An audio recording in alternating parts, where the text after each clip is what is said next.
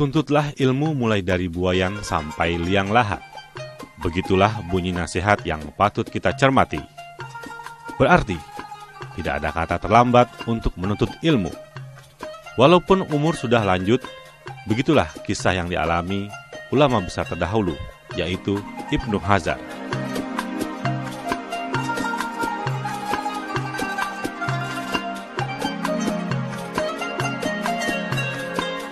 Namun kisah itu pun terjadi pada pria kelahiran Jakarta ini, tepatnya di Gandaria Kebayoran Baru, Jakarta Selatan.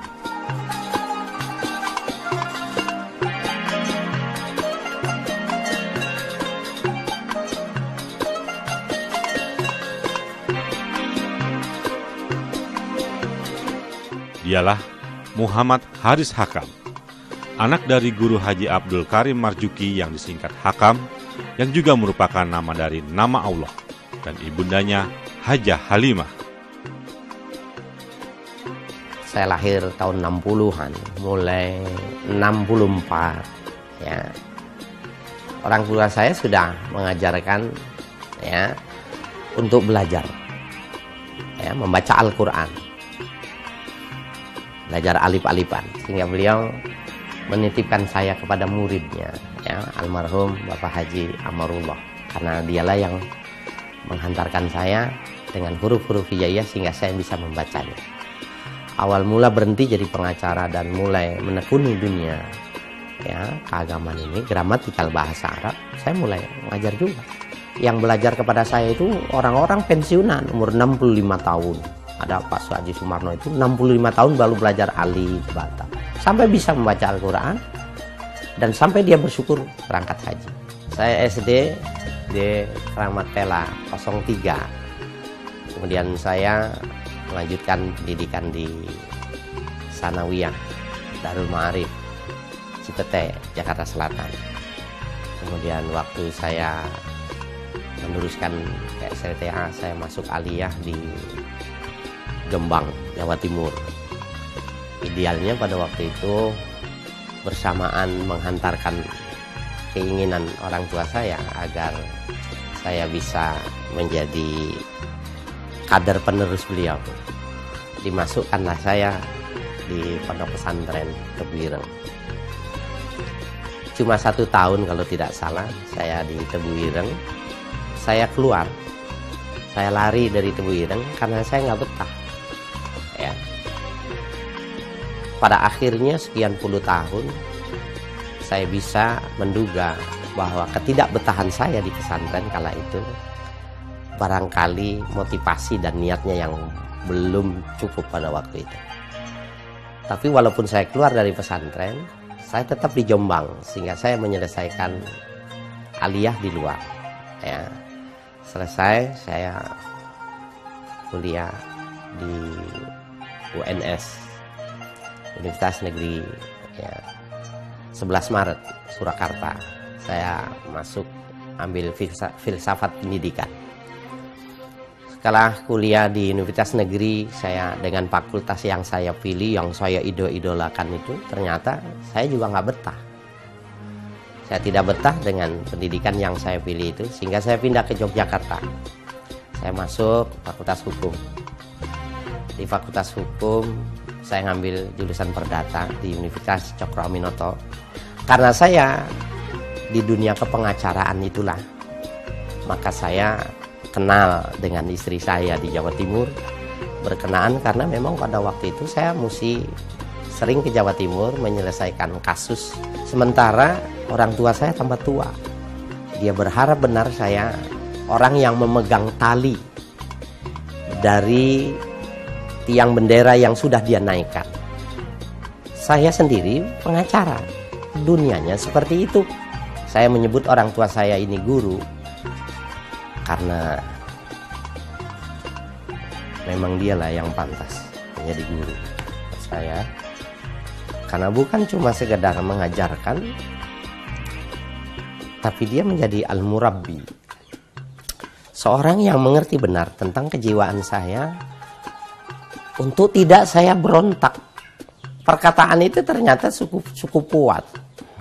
Ya, bahkan pada akhir-akhir pernah juga dia mengatakan, ya keinginan-keinginannya, dan itu semakin mengokohkan saya untuk memegang tali dari yang ada di mengikat, menghubungkan dengan bendera yang di atas tiang itu. Dia bilang, Pak Haji, bisa nggak belajar kitab dalam waktu cepat? Bisa nggak dipelajari, bisa baca kitab ini, ya, baca kitab ini dalam waktu 6 bulan. Yang keriting semacam ini bisa nggak 6 bulan?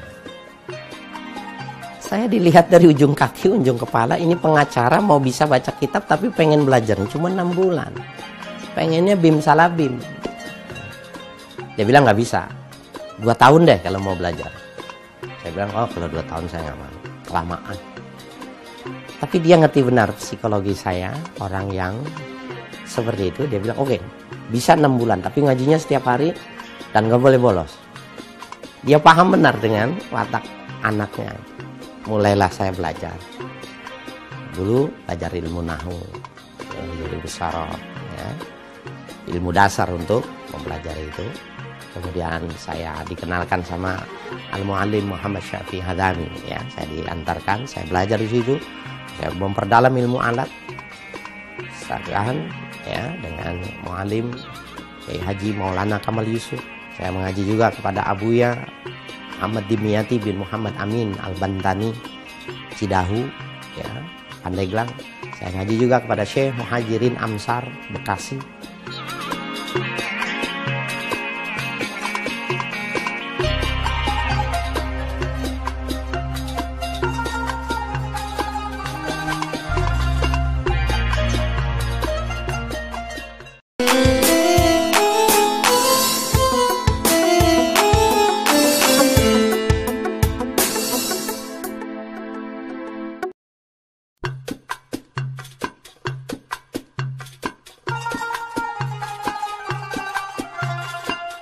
Sungguh luar biasa.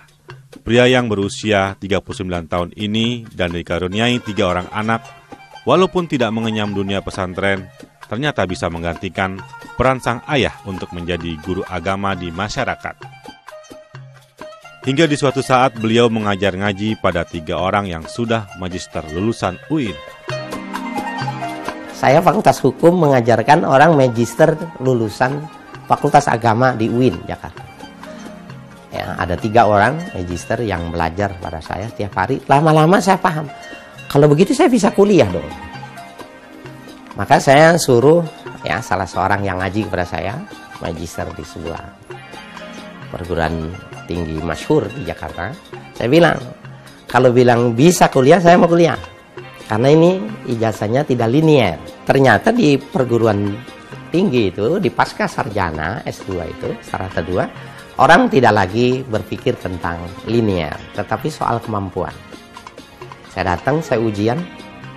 Yang menariknya ketika saya ujian itu, penguji saya masih hidup, ya, saya orang yang saya cintai, Bapak Dr. Kiai Haji, ya, Ahsin Sakho Muhammad MA.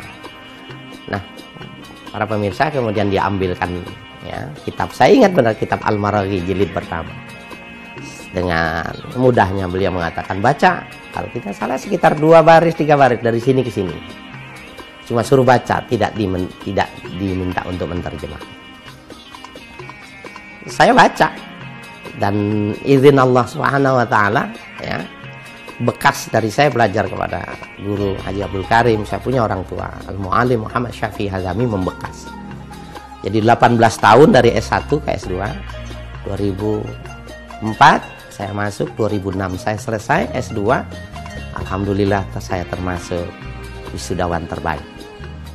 Saya kuliah lagi di S3 dengan jurusan, ya, tafsir di Institut PT IKI, ya, lazim orang menyebut PT IKI Jakarta, tahun 2013, ya. Kini semakin tinggi bendera penyebaran ilmu agamanya. Yang dulu dipegang sang ayah Haji Abdul Karim Marjuki, sekarang ada di genggamannya. Saya pernah di persimpangan jalan, maju ke depan, kanan, atau saya mundur.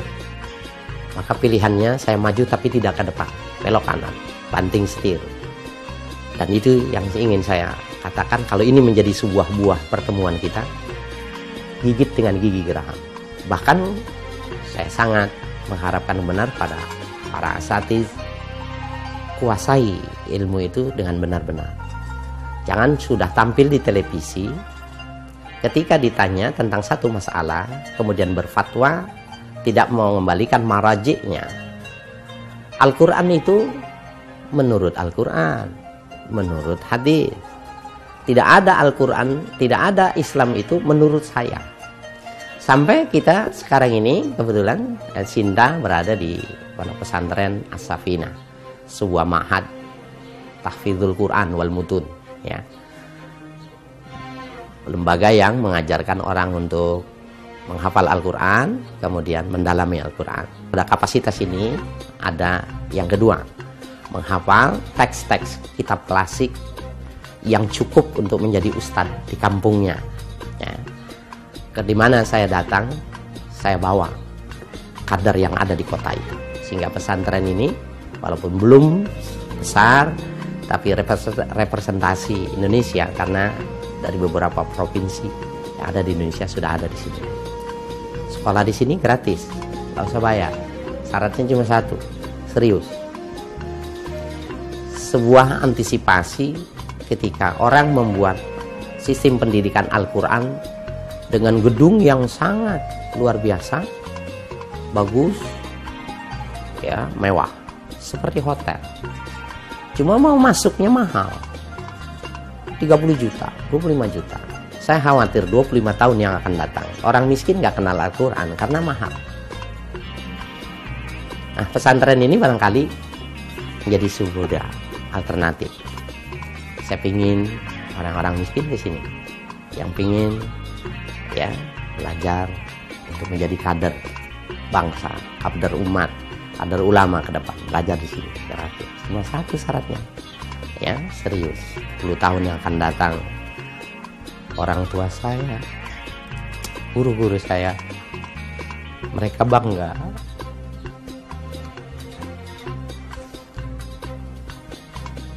Mereka berbahagia. Ada orang bilang, Ustadz, kenapa zaman semacam ini pendidikan itu gratis?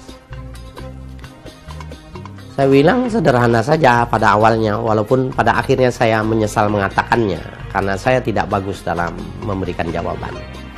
Pada awalnya saya mengatakan, kalau saya sudah punya rumah, saya sudah punya mobil, saya sudah punya anak, saya sudah bisa makan 3 kali, saya masih berpikir tentang dunia, saya bikinnya Alfamart atau, ya, dunia bisnis lain. Kapan untuk akhiratnya?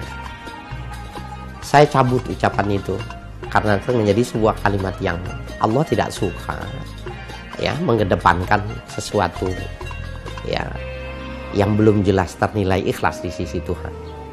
Sehingga pun sejak saat itu saya cuma mengatakan, ya, karena memang saya suka pesantren ini gratis, sehingga orang yang mengajar di sini benar-benar tidak ada pamrih, tidak ada keinginan.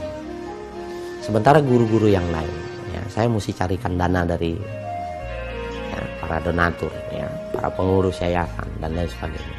Saya ingin berdoa kepada Tuhan, pesantren ini sampai hari kiamat gratis.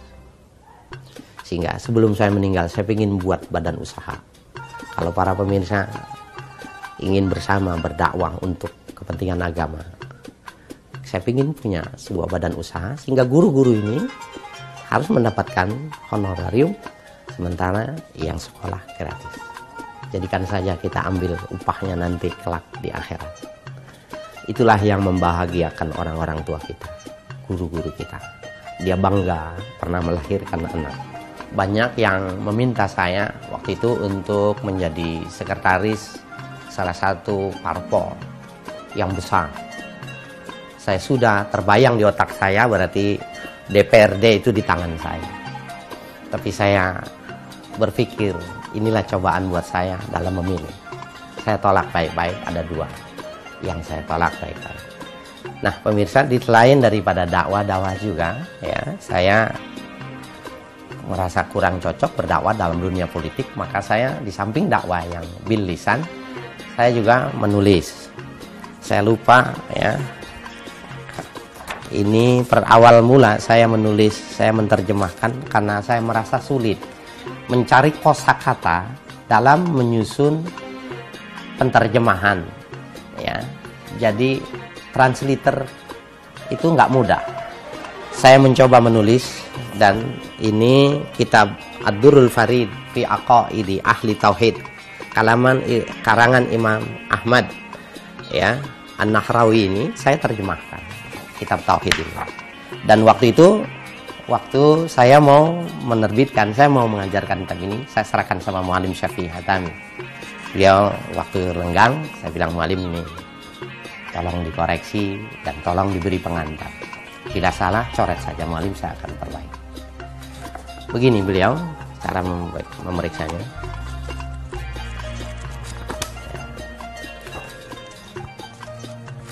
Kitab ini bagus. Ya, kitab ini bagus. Ajarkan. Kuncinya di sini. Ikhlas karena Allah. Insya Allah mantap. Dan ini beberapa majlis taklim sudah khatam. Nah, bagi pemirsa, bila bertemu dengan kitab ini, Biara Tauhid saya terjemahkannya.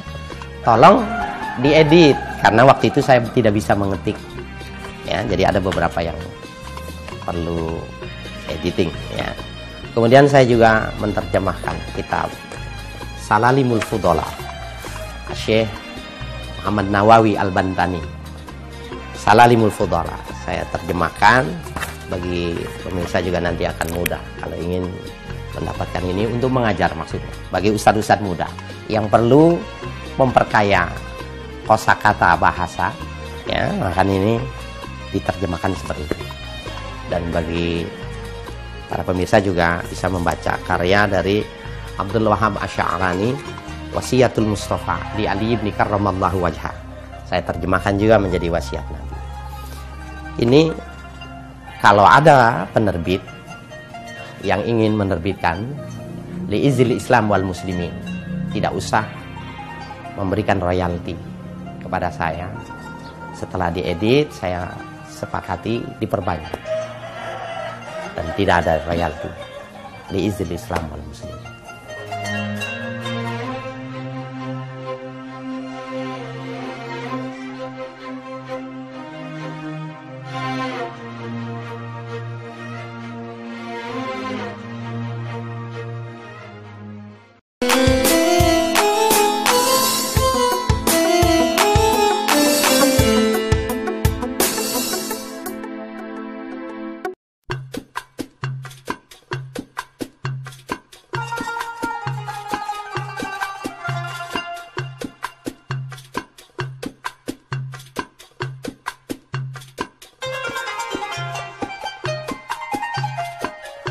Beliau ingin anak-anak beliau itu tidak sama seperti beliau.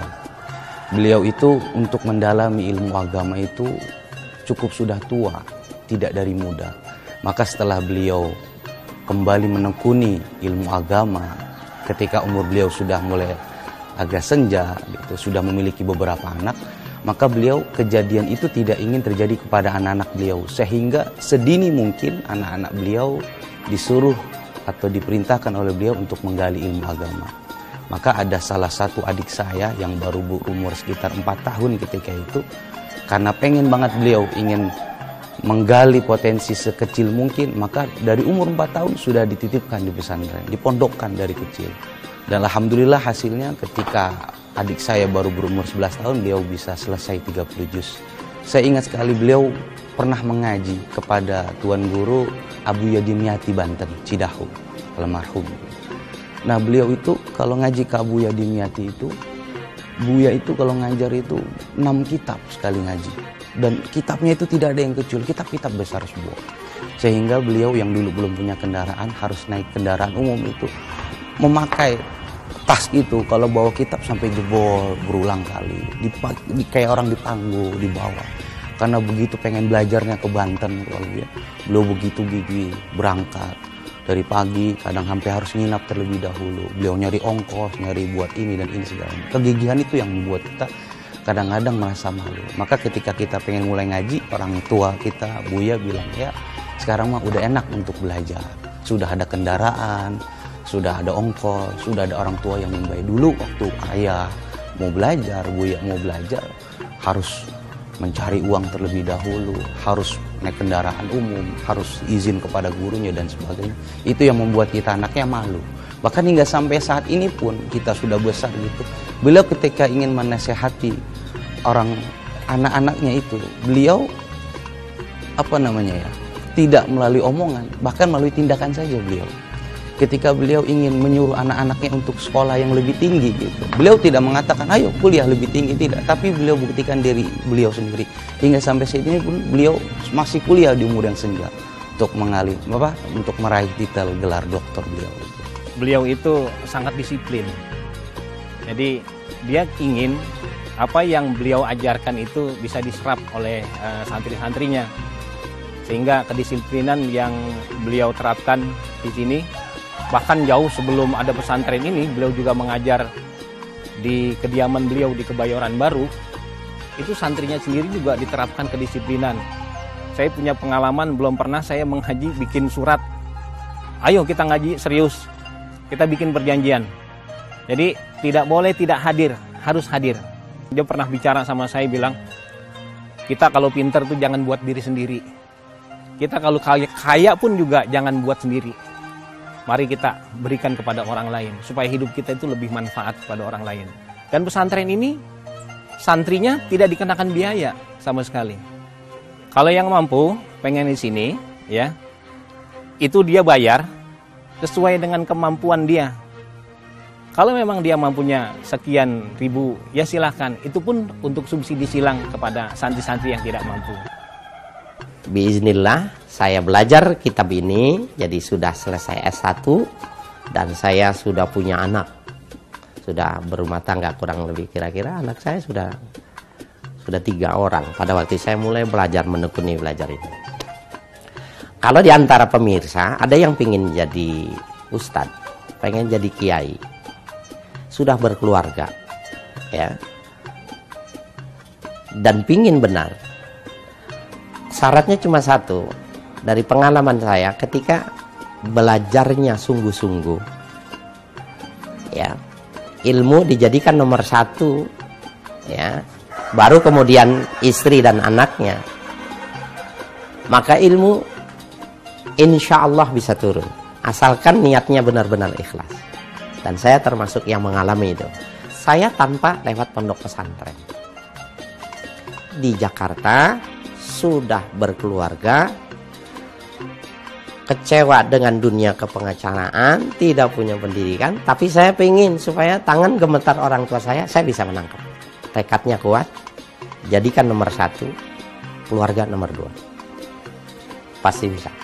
Kenapa saya ingin mengatakan keluarga nomor 2? Ternyata juga, ilmu itu tidak mau dimadu. Ya. Pada siapapun, dia harus perlu keseriusan. Terlebih lagi ketika dia belajar sudah dalam keadaan cukup umur seperti saya.